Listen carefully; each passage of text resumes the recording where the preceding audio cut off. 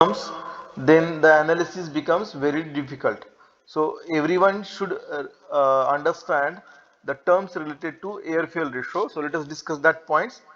So see, the air fuel ratio is nothing but the ratio of amount of air in a combustion reaction to the amount of the fuel. Okay, you can say that the air fuel ratio, which is we can say that required for combustion process, is nothing but it is the amount of air in a combustion reaction to the amount of the fuel. So that is simple air fuel ratio. Now air fuel ratio can be written on molar basis. There are two types of the air fuel ratios. One is molar basis, means volumetric basis. Yes, and another may be the mass basis or weight basis. So if you go for the molar basis, then AF bar is there. AF bar is there. That is nothing but moles of air divided by moles of fuel. So number of moles of air divided by number of moles of fuel, that is called as a air fuel ratio based on molar basis. So I am writing it like this, AF bar. Remember that. I am writing it AF bar. So here onwards, if I write AF bar, means air fuel ratio on molar basis, and that is nothing but moles of air divided by moles of fuel. While if you consider on mass basis, if you consider it on mass basis, then that is nothing but the mass of air divided by mass of fuel. So air fuel ratio may be defined by the two ways. One is on molar basis or on mass basis. If you consider moles of air divided by moles of fuel, then that is molar basis. If you consider the mass of air and mass of fuel, then it is on mass basis. Okay, now let us go for the next point. That is what? Then see, if I want to convert this molar basis to the mass basis or mass basis to the molar basis, then you are knowing the relation between the mass and moles, that you are knowing that the 1 mole means nothing but the number of, we can say that amount of the molecular weight, means if I want to find out the total mass, if I want to find out the total mass, then it is nothing but number of moles into the molecular weight, number of moles into the molecular weight. So if I want to find out the air fuel ratio in mass basis, then it is nothing but it is equal to the moles, number of moles multiplied by the molecular weight. It is molecular weight of air divided by molecular weight of the fuel. So with this basis you can find out the convert the air fuel ratio or mass basis to molar or molar to mass. Okay, so with this, the air fuel air ratio, we can say that, see, this is air fuel ratio. Now in some books or some researchers or some academicians are referring, instead of having air fuel ratio, they are considering the fuel air ratio. So fuel air ratio is nothing but mass of fuel divided by mass of air, mass of fuel divided by mass of air, and that is nothing but reciprocal of the air fuel ratio. Fuel air ratio is nothing but the reciprocal of air fuel ratio. So that you have to remember. So if you take the mass of fuel divided by mass of air, that is fuel air ratio. So these two terms you should remember.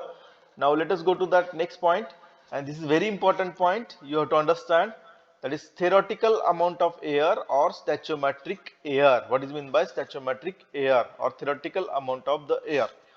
So see, this is nothing but the amount of air, theoretical amount of air, which is minimum amount of the air that supplies sufficient oxygens for the complete combustion of all carbon, hydrogen and sulfur present in the fuel. Or in simple words, you can say that it is nothing but the theoretical amount of air required for complete combustion of fuel, that is called as the stoichiometric air. So see, in this case the theoretical word is very important.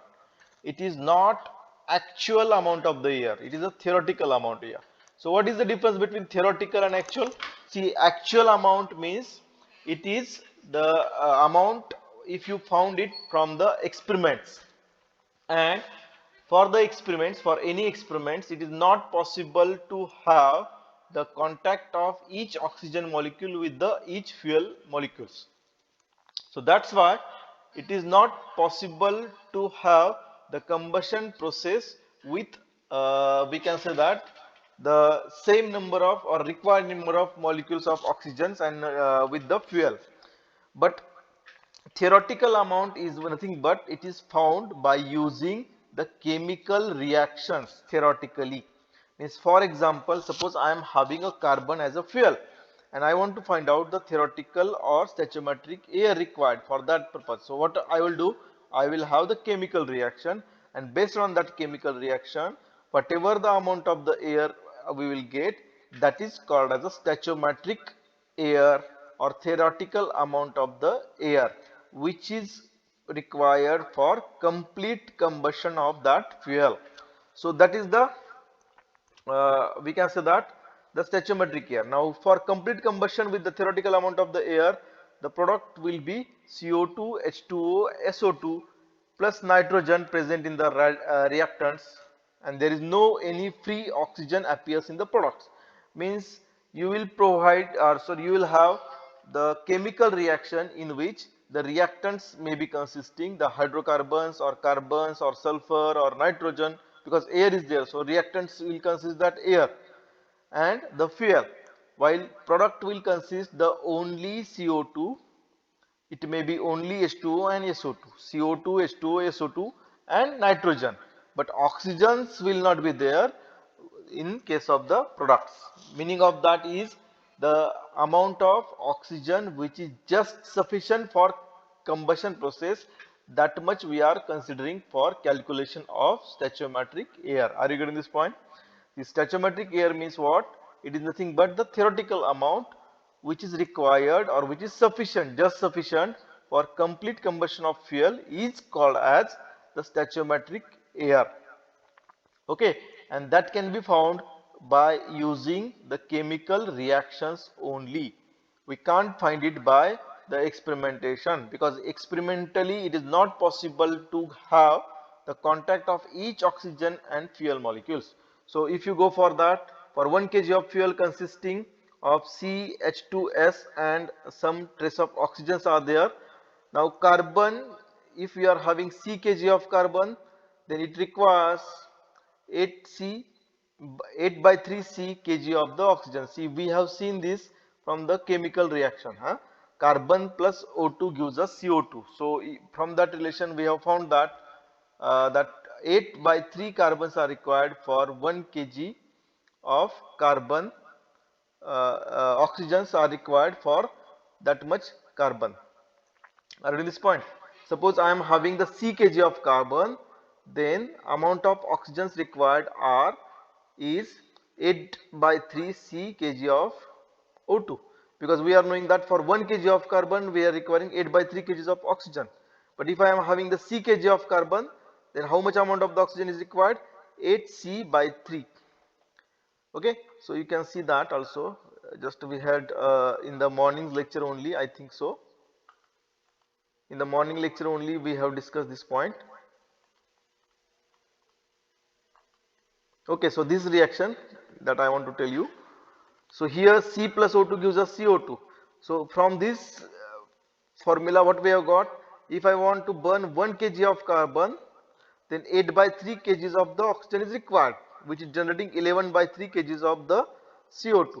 So just I have put here that instead of 1 kg I am considering now that there is C kgs of the carbon.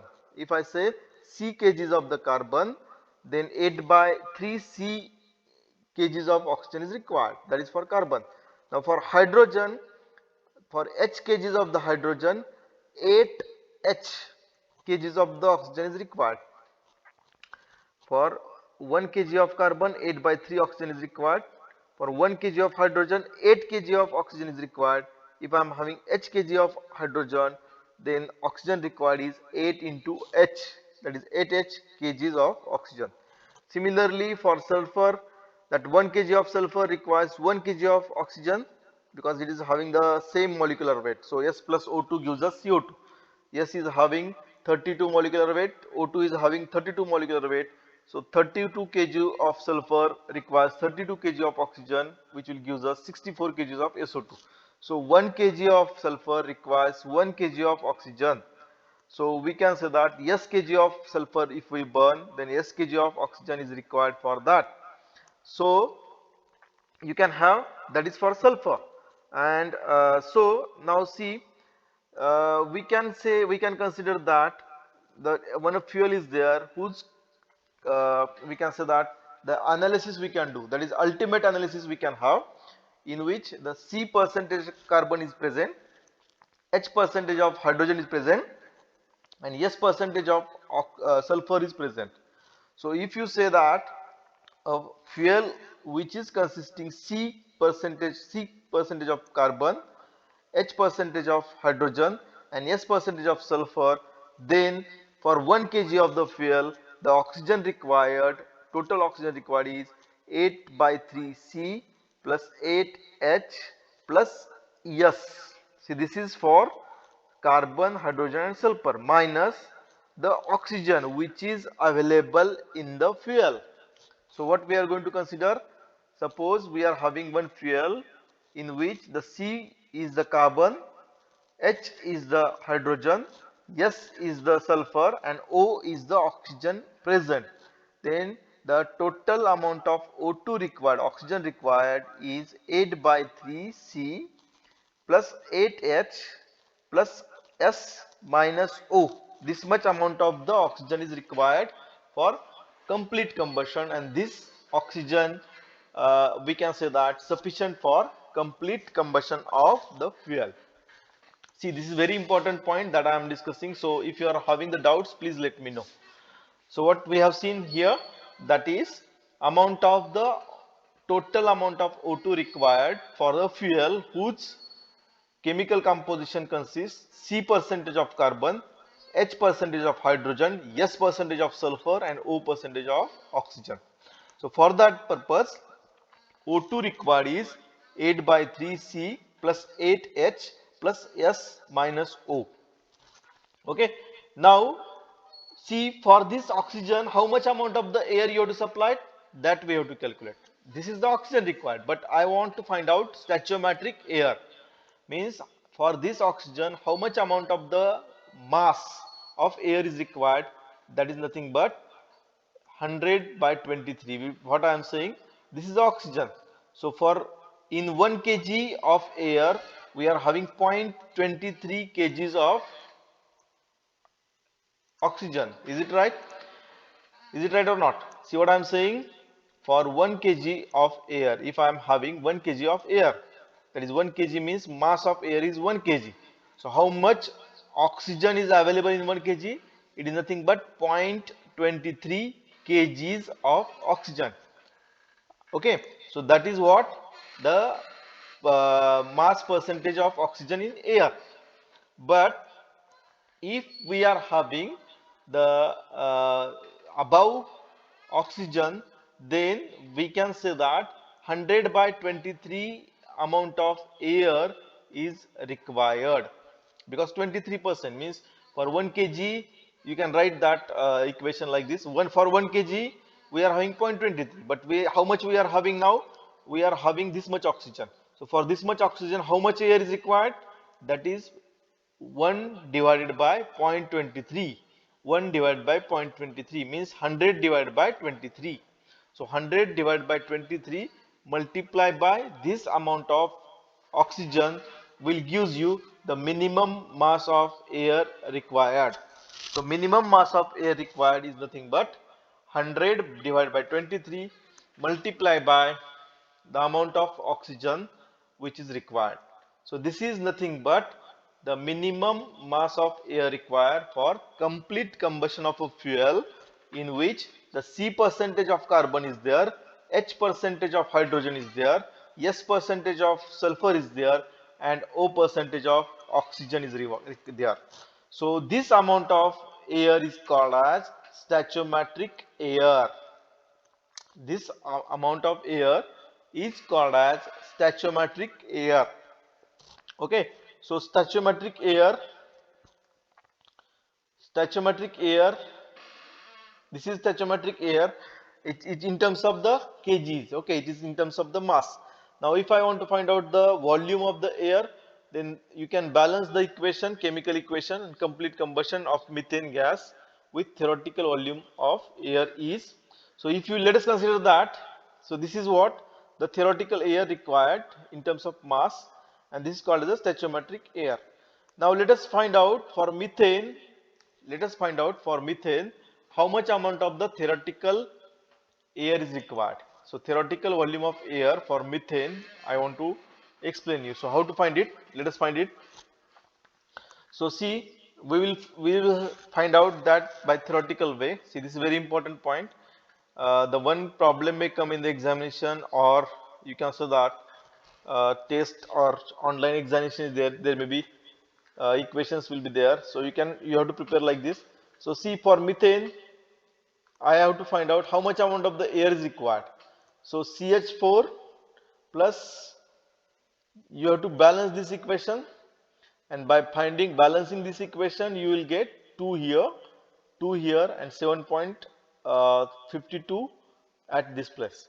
So with this we are having the balanced equation. So if you have the balanced equation, now you can say that since air contains 21% of O2 by volume, then nitrogen is 29 by divided that we have considered.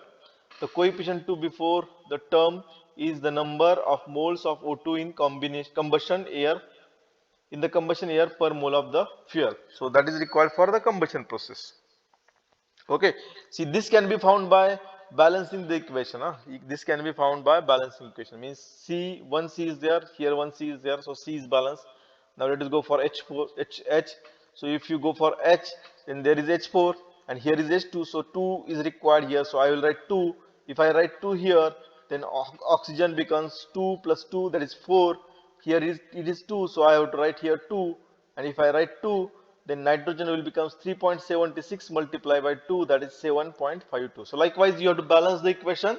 After balancing the equation, you will get the amount of number of moles of air required. So number of N2 in the combustion air per mole of fuel is 2 into 3.76. The amount of combustion air per mole of fuel is the sum of 2, that is oxygen, plus 2 into 3.76, that is 4.76 into 2, that is 9.56 moles. So you can say that if you want to burn the fuel, the air amount required, air to fuel ratio is 9.52 divided by 1. 9.52 divided by 1, that is the air fuel ratio on molar basis. How many moles are there? That is 9.52 divided by 1. So this is the air fuel ratio for the on the molar basis we can have. Okay, now see, the next point is there excess air. So the normally the amount of air supplied in either greater than or less than the theoretical amount. The amount of air actually supplied is commonly expressed as a excess air. See, generally for the combustion process we will never go for the less amount of the air. We will supply the larger amount, because if you supply the less amount, then fuel goes waste. It will not burn, or there will be incomplete combustion. So what we have to do, when you supply the air to the boiler or for IC engines also, those are working with the excess air. Excess air means what? How will you define it?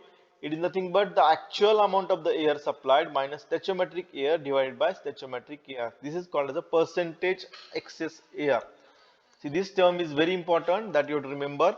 Percentage excess air is nothing but actual amount of air supplied minus stoichiometric air divided by stoichiometric air, that is called as a percentage excess air. So this term is giving you that how much amount of the air, excess air, you are supplying. How much amount of the excess air you are supplying, that is based on that you will have the combustion process.